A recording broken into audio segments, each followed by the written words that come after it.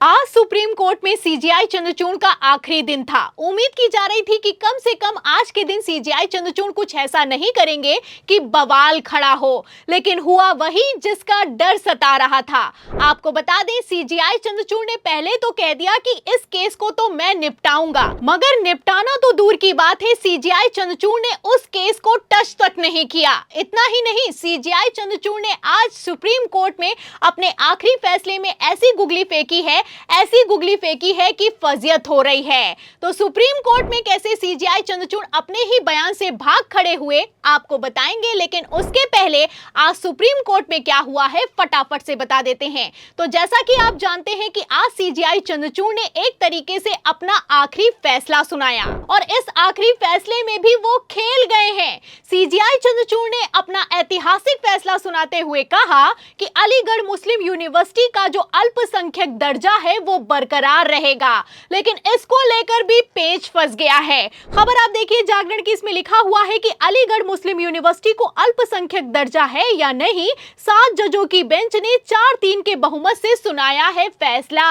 तो फैसला निकलकर सामने आया है और इस फैसले को लेकर सबकी नजरें टिकी हुई थी। आपको बता दें, ये फैसला 7 जजों की बेंच ने सुनाया है, जिसमें सीजेआई चंद्रचूड़ भी शामिल थे, और ये फैसला 4-3 के बहुमत से निकलकर सामने आया है। अब इस फैसले को लेकर सीजेआई चंद्रचूड़ ने क्या कहा है, ध्यान से सुनिएगा, क्योंकि ये सीजेआई चंद्रचूड़ का आखिरी फैसला है और सुप्रीम कोर्ट में दिया गया आखिरी बयान है। देखिए, खबर में जागरण की आगे लिखा भी हुआ है कि मुख्य न्यायाधीश ने कहा कि कोई भी धार्मिक समुदाय संस्थान की स्थापना कर सकता है, मगर धार्मिक संस्था का प्रशासन नहीं देख सकता है। संस्थान की स्थापना सरकारी नियमों के मुताबिक की जा सकती है। सुप्रीम कोर्ट ने अपने फैसले में कहा कि अलीगढ़ मुस्लिम विश्वविद्यालय संविधान के अनुच्छेद 30 के तहत अल्पसंख्यक दर्जे का हकदार है। तो ये फैसला निकलकर सामने आया है। एक तरीके से देखा जाए तो ऐतिहासिक फैसला निकलकर सामने आया है और सीजेआई चंद्रचूड़ की तरफ से निकलकर सामने आया है।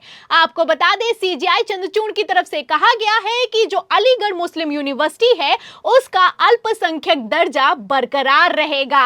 एक तरफ सीजेआई चंद्रचूड़ ने यह फैसला सुनाया है, दूसरी तरफ मैं आपको बता दूं कि इसको लेकर पेच फंस गया है, क्योंकि जो सीजेआई चंद्रचूड़ ने फैसला सुनाया है ये अंतिम फैसला नहीं है, आखिरी फैसला नहीं है।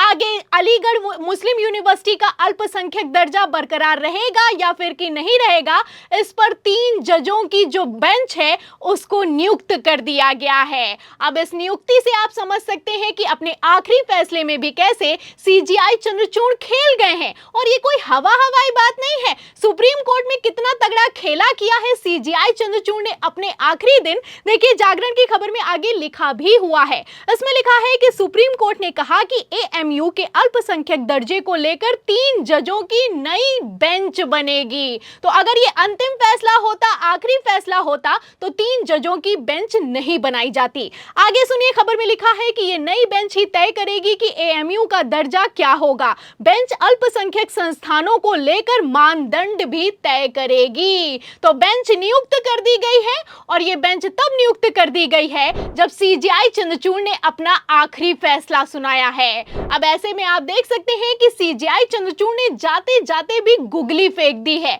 और ऐसी गुगली फेंकी है कि हम सब आउट हो गए हैं। और इतना नहीं है कि सीजेआई चंद्रचूड़ ने एक गुगली फेंकी है, सीजेआई चंद्रचूड़ ने तो इतनी गुगली फेंकी है कि आप कैच करते करते थक जाएंगे।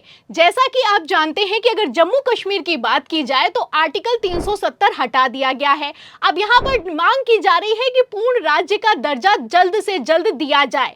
इसी को लेकर सीजेआई चंद्रचूड़ के सामने याचिका भी लगाई गई, और ये याचिका 1 हफ्ते पहले लगाई गई। इस याचिका को लेकर सीजेआई चंद्रचूड़ ने खुद अपने बयान में कहा कि इसे तो मैं निपटाऊंगा। तो सीजेआई चंद्रचूड़ की तरफ से जब बयान निकलकर सामने आया, जब चीफ जस्टिस ऑफ इंडिया ने यह कह दिया कि इसे तो मैं निपटाऊंगा, तो पब्लिक की उम्मीद बंध गई। पब्लिक को लगने लगा कि 10 नवंबर को सीजेआई चंद्रचूड़ रिटायर होने वाले हैं, तो जाहिर सी बात है कि 10 नवंबर के पहले जम्मू कश्मीर को पूर्ण राज्य का दर्जा मिल जाएगा। लेकिन इसको लेकर भी खेल हो गया, और कितना तगड़ा खेल हुआ है देखिए खबर में आगे लिखा भी हुआ है। खबर में देखिए लिखा है न्यूज़ 18 की खबर में कि चीफ जस्टिस डी.वाई. चंद्रचूड़ की बेंच के सामने एक याचिका लगाई गई जिसमें जम्मू कश्मीर को पूर्ण राज्य का दर्जा दिलाए जाने की मांग की गई। सीजीआई ने इस याचिका को स्वीकार कर लिया है। खास बात यह है कि सीजीआई 10 नवंबर को रिटायर हो रहे हैं। माना जा रहा है कि इस तारीख से पहले ही वो याचिका को निपटा देंगे। तो सीजीआई चंद्रचूड़ ऐतिहासिक फैसला लेंगे। सीजीआई चंद्रचूड़ जम्मू कश्मीर को पूर्ण राज्य का दर्जा देंगे, और ये दर्जा 10 नवंबर के पहले मिलने वाला है, क्योंकि सीजीआई चंद्रचूड़ ने अपने बयान में कह दिया है कि इस मामले को तो मैं निपटाऊंगा। सीजीआई चंद्रचूड़ ने बयान दिया तो बिग ब्रेकिंग चलाई गई, खबरें भी निकलकर सामने आई, और ये खबरें एक हफ्ते पहले निकलकर सामने आई थी। लेकिन फिर भी सीजीआई चंद्रचूड़ की तरफ से जम्मू कश्मीर को पूर्ण राज्य का दर्जा देने वाली याचिका पर सुनवाई करना तो दूर की बात है, किसी तरह का एक्शन तक नहीं लिया गया है। अब इससे आप अंदाजा लगा सकते हैं कि हमारे सीजीआई चंद्रचूड़ पब्लिसिटी के लिए कितने ज्यादा परेशान रहते हैं, क्योंकि अगर सीजीआई चंद्रचूड़ की बात की जाए तो आज उनका सुप्रीम कोर्ट में आखिरी दिन था। 9 नवंबर और 10 नवंबर को सुप्रीम कोर्ट बंद रहेगा, क्योंकि शनिवार और रविवार है। आज आखिरी दिन भी जो फैसला लिया है उसमें तो गुगली फेंकी ही है, लेकिन उससे पहले भी पब्लिक को किस तरीके से निराश किया है और बड़े बड़े बयान दिए हैं आप समझ सकते हैं। फिलहाल इसी को लेकर जाने माने सुप्रीम कोर्ट के वरिष्ठ वकील दुष्यंत दवे ने पहले कह दिया था कि हमारे chief justice of India D.Y.. Chandrachud publicity के भूखे हैं। ये जो कुछ भी करते हैं छपास के लिए करते हैं, हेडलाइन बनने के लिए करते हैं, सुर्खियां बटोरने के लिए करते हैं। और कितना सुर्खियां बटोरने के लिए करते हैं ये तो पहले ही साबित हो गया था, जब सीजीआई चंद्रचूड़ की तरफ से बयान निकलकर सामने आया कि राम मंदिर में क्या फैसला लेना है जब मुझे समझ में नहीं आ रहा था तो मैं भगवान के सामने हाथ जोड़कर बैठ गया, और जब हाथ जोड़कर बैठा तो आस्था के आधार पर मैंने ये फैसला लिया है। तब पलटकर सवाल भी किया गया कि आस्था के आधार पर फैसला लेते हो या फिर कि सबूतों के आधार पर। इस पर अब तक सीजीआई चंद्रचूड़ की कोई सफाई आई नहीं है, और सुप्रीम कोर्ट के सीनियर वकीलों ने इसी बयान को लेकर सीजीआई चंद्रचूड़ को घेर लिया है।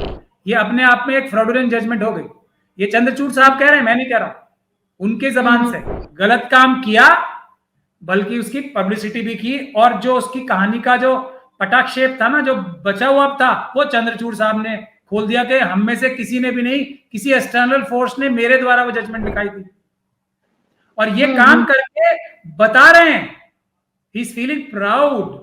वो जानबूझ के जुडिशरी को डिस्ट्रॉय करने के लिए ये बातें कर रहे हैं ताकि चीफ जस्टिस ऑफ इंडिया का पद मेलाइन हो। He is committing contempt of the post he is sitting on.